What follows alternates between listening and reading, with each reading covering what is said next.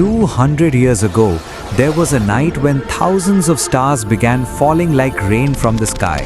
In 1833, across North America, thousands of meteors were seen every hour, turning night into blazing daylight. Terrified families rushed out of their homes, filling the streets, convinced the end of the world had arrived. That same night changed science forever. Astronomers understood for the first time that meteors do not fall from the sky itself but come from outer space, and from this event, the Leonid meteor shower began to be carefully observed, recorded, and predicted.